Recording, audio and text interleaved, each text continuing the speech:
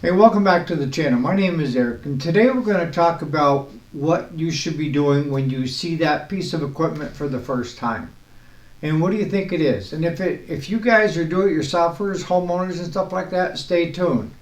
There's a lot you could learn from this as well, and maybe fix your own machines before it gets costly. All right, so what am I talking about? I'm talking about doing a walk around. You know, we see hundreds of mowers in a season. You know, well, more than that, but we see quite a few of them. And the way this shop operates is we look at the cheapest fix to the expensive fix. We don't just jump head over heels and start attacking these big projects if it's something minor here on the outside. And what am I talking about? I'm talking about, we ran into this today we picked up a machine yesterday, and it's Cub Cadet. And chief complaint was it wouldn't start. So Claude thought maybe out of gas, so we put gas in it. It would start and then quit, start and then quit. And doing a visual around it with the hood up, it was noticeable that the fuel pump line going to the valve cover to run the fuel pump was popped out of place. So it wasn't pumping fuel. So put it back in, problem fixed. You could have done a lot of other things to that unit of being a no start or a start and quit, when here it was just simply putting the hose back into the valve cover. You see what I'm getting at? Sometimes it's better not to go too deep too fast. And that's, you know, when I talk to you guys about doing diagnostics, that's exactly what I'm saying.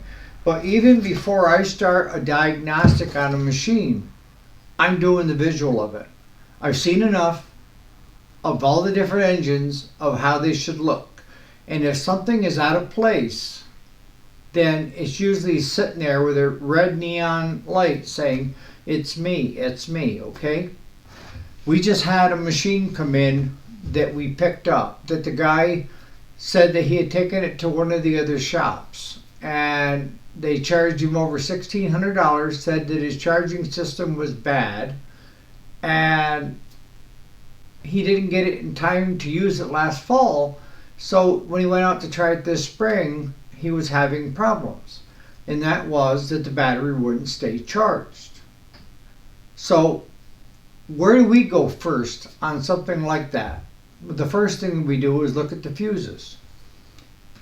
And fuses come in all different colors, okay?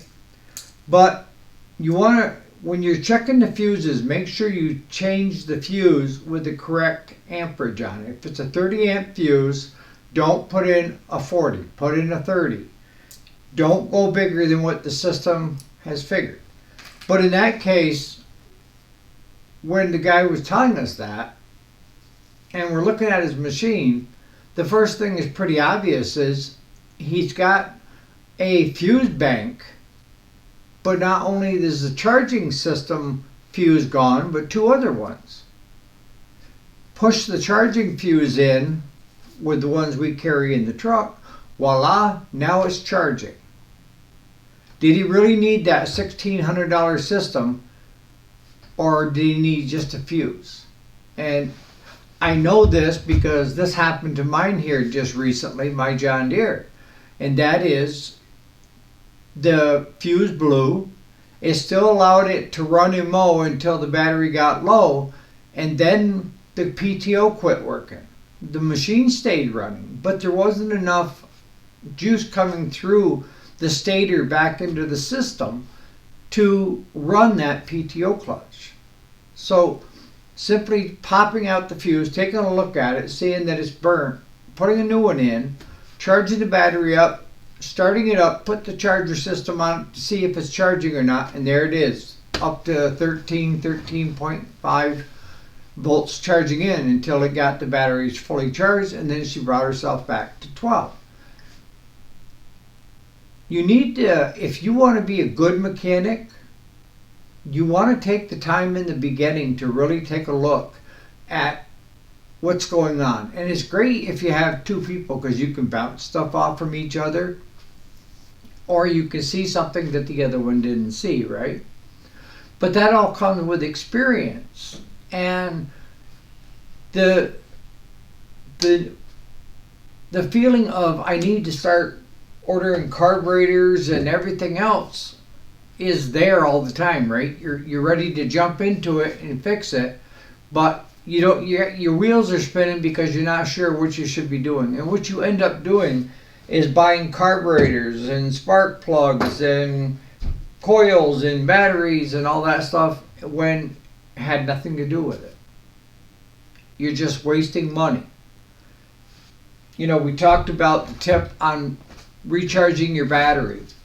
I've had batteries that wouldn't even show a charge. And then bring them in here and give them a hot shot. We do 2 and 300 amp for 4 to 10 minutes. And then kick it back to a 10 amp charge overnight. That will bring back 90% of the batteries that people take back to Walmart and get a new one, or go to Napa and get a new one. That it wasn't necessary. It just needed a good deep charge. It had gotten down too low. Okay? Carburetors hardly ever go bad. And I can tell you right now, you know, and Jason, you taught me this. It's cheaper to stick with the OEM and get it cleaned up, tear it down, throw it in the ultrasonic cleaner and let it do its thing, put it back together. A lot of times you can reuse all the same gaskets and everything in it. If you want to rekit it. But that aftermarket is never going to be as good as the OEM that came with it. It's what I'm getting at. And when I say aftermarket, I'm not talking about Stenson and Rotary. They put out good quality products. They have controls in place to make sure that they aren't melting bicycles down in China to get your carburetor. I'm talking about the ones that you're finding on eBay and Amazon that are Chinese sellers. You're never going to get as good as the one you get with the machine, OEM, or the ones that you get from Stenson Rotary, is what I'm getting at. So it's better to clean than it is to go get another one. But the feeling is there, right? Where you need to go do it. And what I find most with the repairs that come through here, most of it is fuel related. Whether it's the solenoid on the bottom of the carburetor is not allowing that to release, so it will put fuel up through the jet, so it will start and run. You know, it's something as simple as that. If you've got fuel in the base or in the head, you need to start looking at, you got a needle seat float problem going on in that carburetor. And this is the way to learn, is to address it, is clean a table right off and lay some paper towels down and start taking that puppy apart. Don't be afraid of it. And the first part you take off, put it over here and just keep working your way back towards what you're working on. So when you get done, when it's ready to go back together, all you have to do is just follow the steps that you had laid out, right? And everything goes back to where you started originally. Take the time in the beginning to do a once over and look it all over. That's one of the reasons why here at the shop we pressure wash everything before we bring it into the shop. And the main reason is you could overlook a lot of stuff that's buried and covered up and caked up with the caked dirt and oil and everything else, and not be able to see a possible issue going on. I'd rather have it cleaned up and then we let it run to warm the oil up before we start a service. But if she's got any leaks on it, it's going to be evident because we just pressure washed it. So, okay, if we've got an oil leak, where is it coming from? That way you can address it. But if you don't, and you do it on the way out, that customer gets it home and he could have a significant oil leak that you should have caught, and now his engine is knocking because it was low on oil. So this isn't to try to tell you how to do small engine, I guess. Everything that I talk about and try to teach and so forth is free for the taking. There's nothing there, no there when you're listening or watching my videos.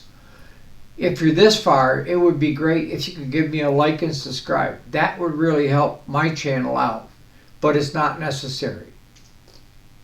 On that note, you guys have a great day.